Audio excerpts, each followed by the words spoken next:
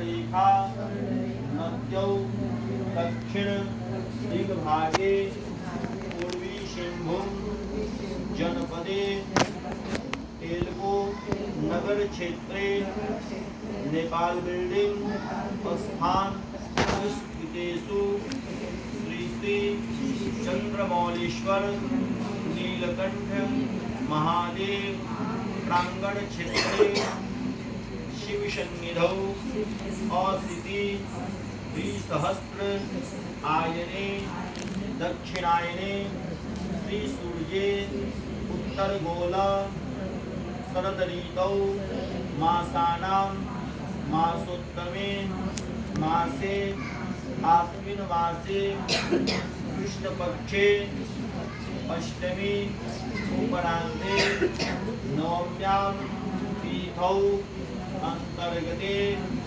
शनिवासरा अन्वितायां सायंकाले बेलायां। सभी कोई अपना गोत्र ले लेंगे और सभी कोई अपना नाम ले लेंगे।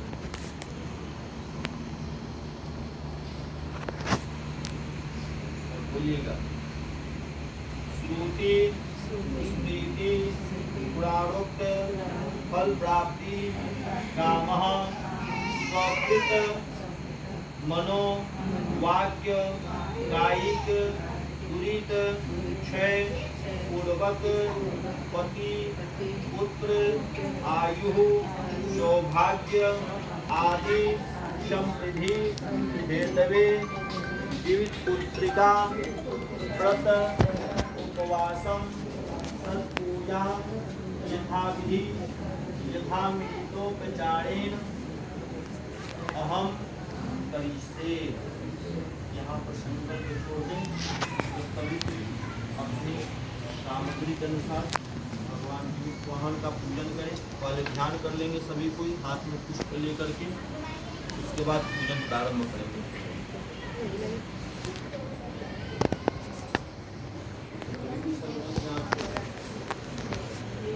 देवाकराभमणिसां शङ्खं गदां पङ्कजां चक्रां बिभ्रतमिन्दिरा वसुमतीं संशोभिपार्श्वद्वयं कोटिराङ्गधारि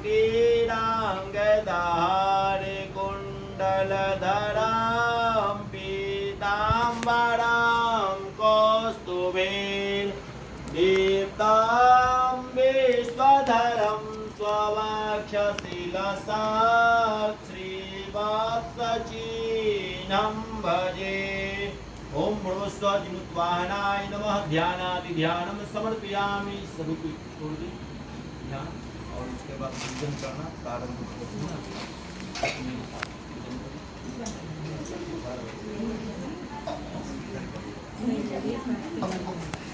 आप लोग पूजन कीजिए अपने जो सामग्री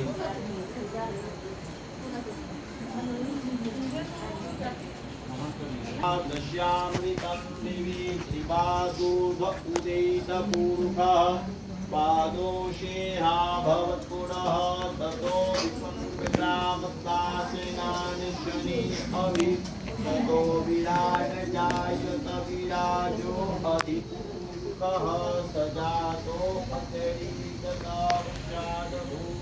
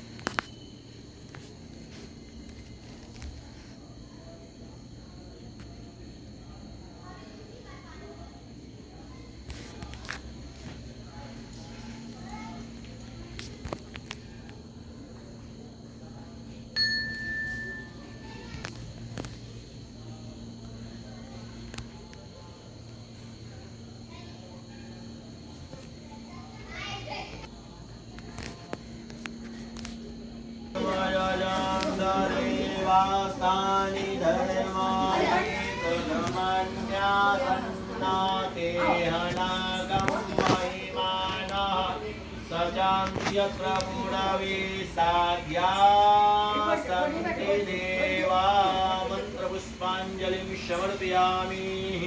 सभी कुछ चढ़ा दो। हम बैठ रहे हम आप लोग पास चलिए। महाराज की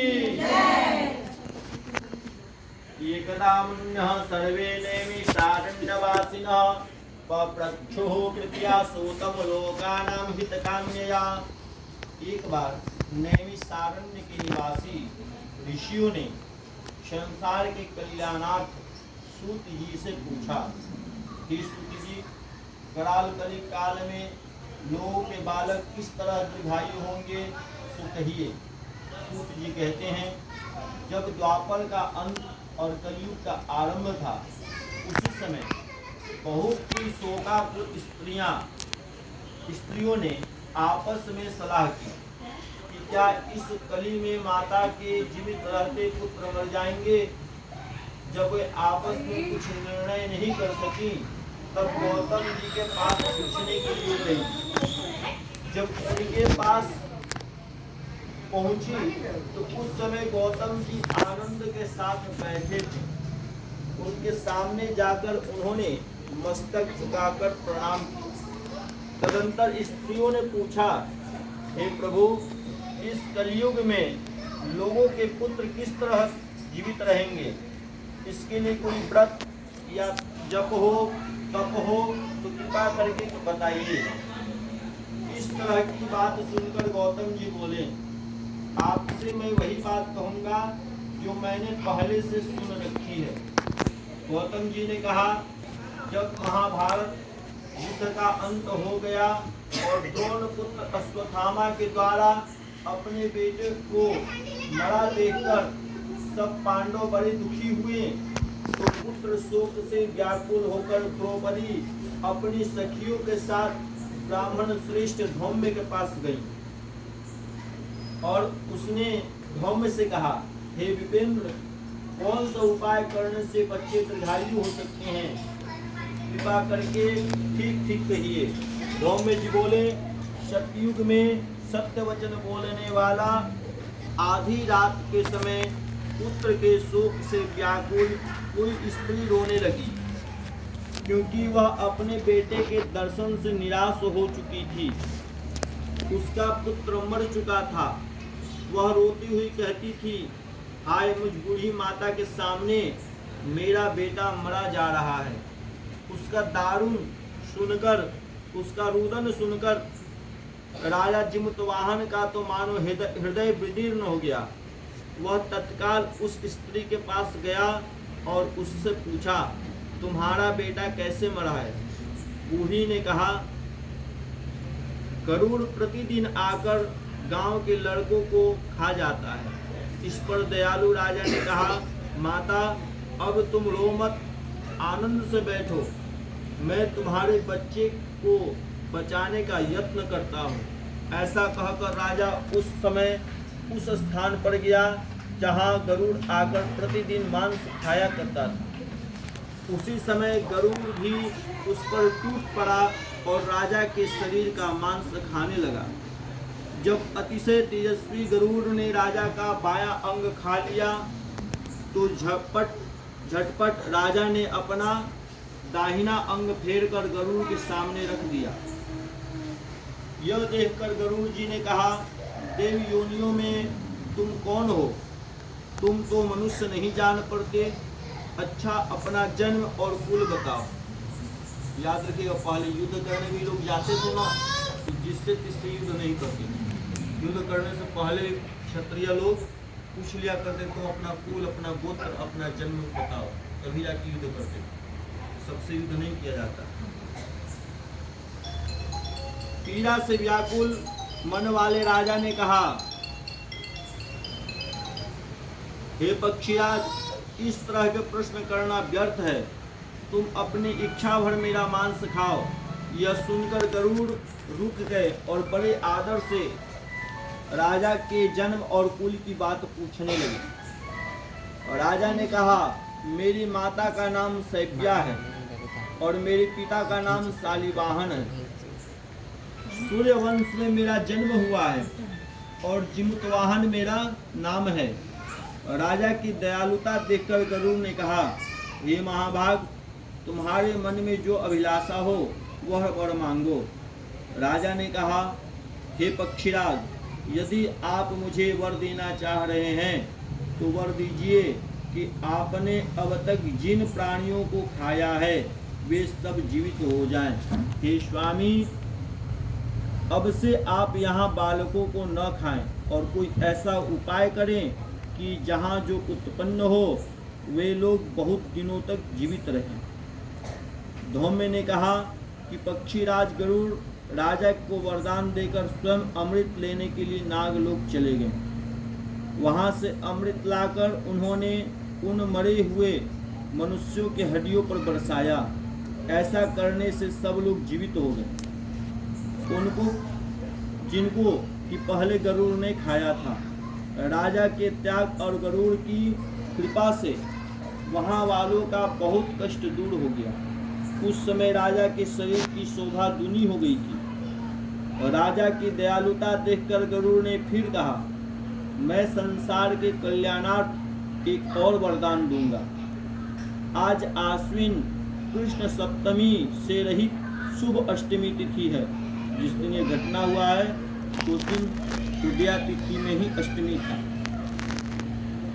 आज ही तुमने यहाँ की प्रजा को जीवन दान दिया है। हे वत्स, अब से यह दिन ब्रह्म भाव हो गया है। जो मूर्ति भेद से विविध नामों से विख्यात है वही त्रैलोक्य से पूजित दुर्गा अमृत प्राप्त करने के अर्थ में जीवित पुत्रिका कहलाई है। जो इस तिथि को स्त्रियां उस जीवित पुत्रिका की और कुश की आकृति बनाकर तुम्हारी पूजा करेंगी तो उनको दिनों दिन उनका सौभाग्य बढ़ेगा और वंश की भी बढ़ती होती रहेगी।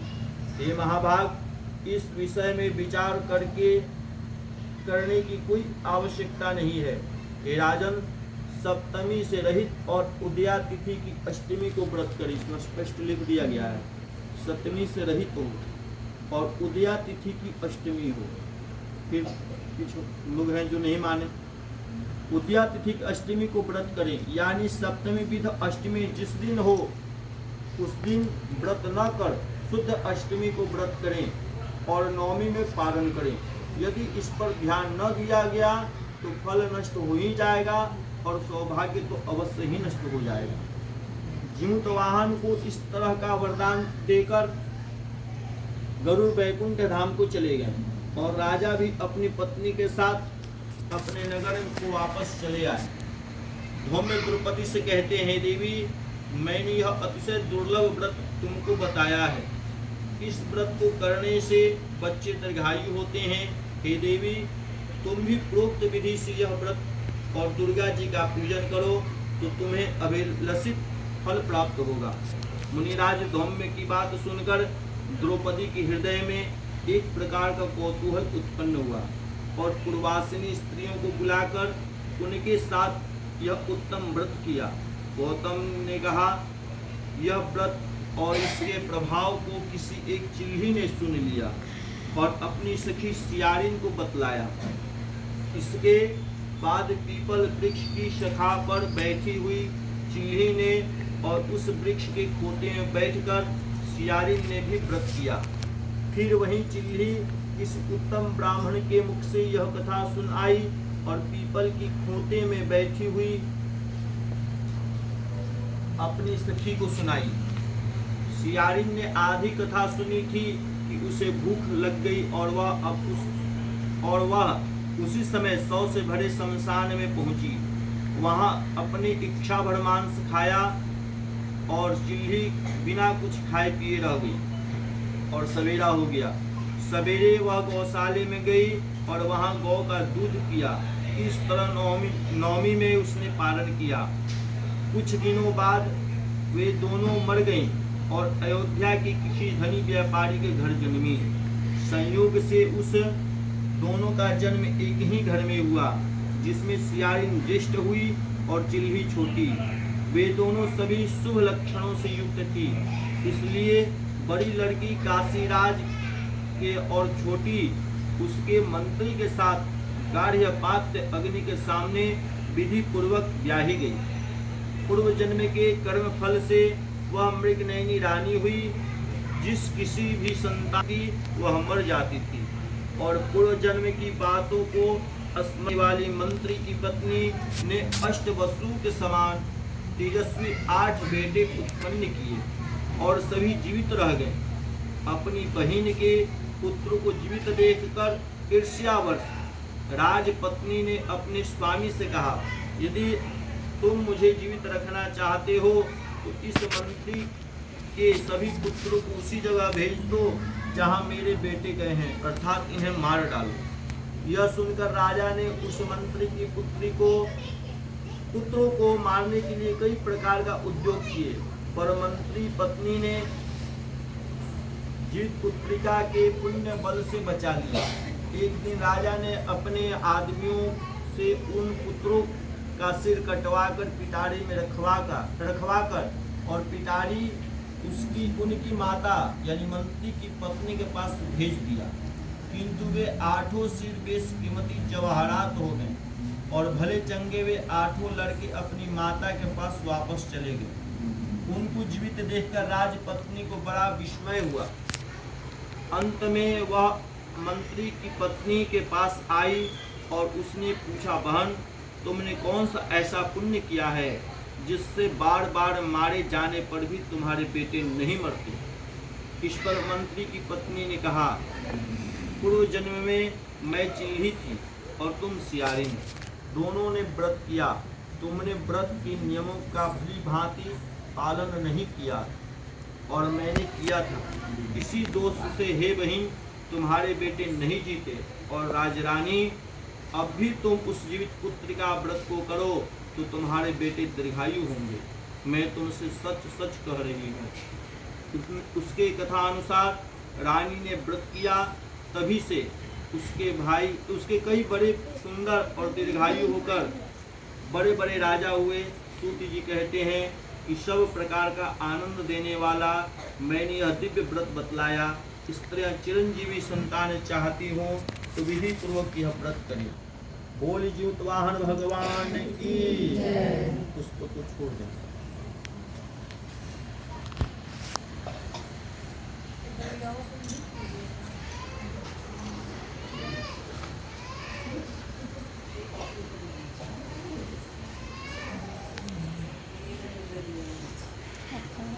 आरती नहीं।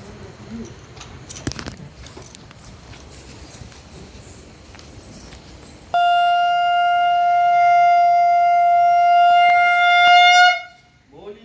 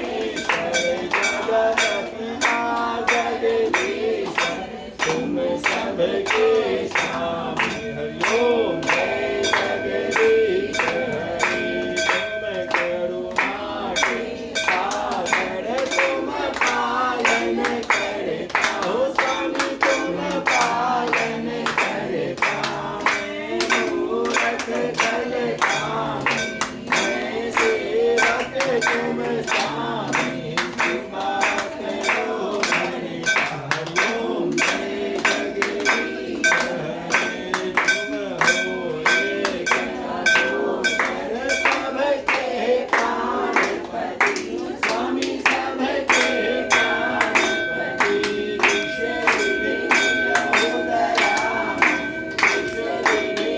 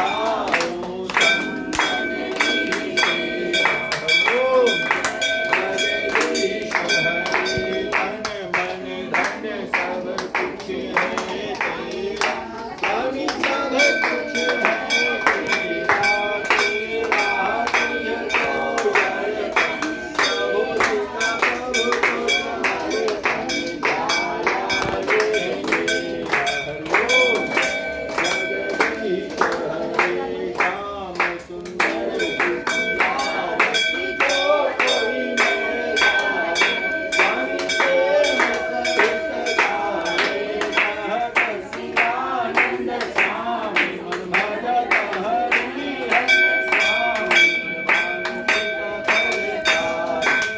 ओम जगदीश हरि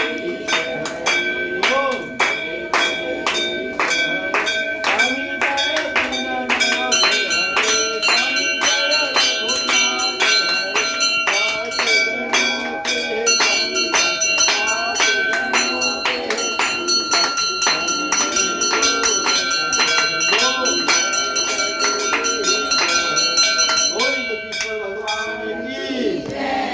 चार बार घूम के दिखा दीजिए ऐसे इधर सीधे ऐसे ये तथानि प्रचलन्ति सुजास्तानि खंगिरः तेखागुं सहस्रयोजनेव धन्वानि तन्मसीः जलेन शीतलीकरणम् आत्मा विबन्धनम् देवा विबन्धनम् आत्मा विषं प्रोक्ष देवा विषं प्रोक्ष कदलीगर्भसम्भूतं कर्पूरं तु प्रदीपितं रात्रिक्यं पूर्वे पश्चिमे भरतो भवः दिखा क्या जी शिव जी को हनुमान जी को मैया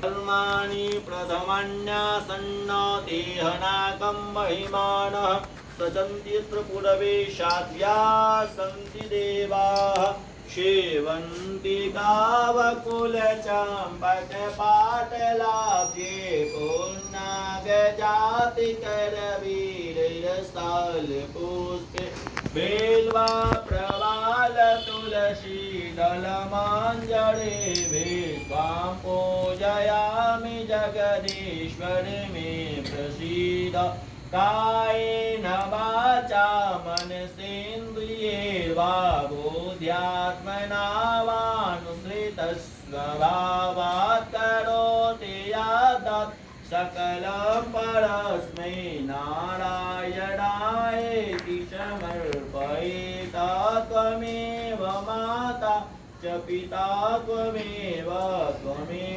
बन्धो च सखा त्वमेव विद्याद्रविणं त्वमेव सर्वं मम देवदेव नानासुगन्धपुष्पाणि यथा कालोद्भवानि च पुष्पाञ्जलिर्मया दत्तो ज्ञानं परमेश्वरं प्रतिष्ठाञ्जलिं समर्पयामि।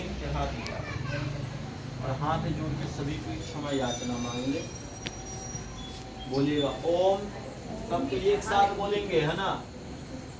ओम यदक्षरम तद्भ्रष्टम मात्राहीनम च यद्भवेत् तत्सर्वं क्षम्यतां वत्सवै निश्चलं मनः मंत्रहीनं क्रियाहीनं भक्तिहीनं जनार्दन यत्पूजितं मया देव परिपूर्णं तदस्तु मे पापोऽहं पापकर्माहं पापात्मा पापसंभव नाही मां पुंडरीकाक्ष सर्वपाप सर्वभवः।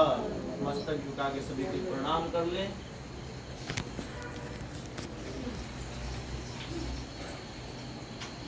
ओम ज्ञान देवग्रह सर्वे पूजा माला माम इष्टकाम सिद्ध्यर्थम पुनर्जाति।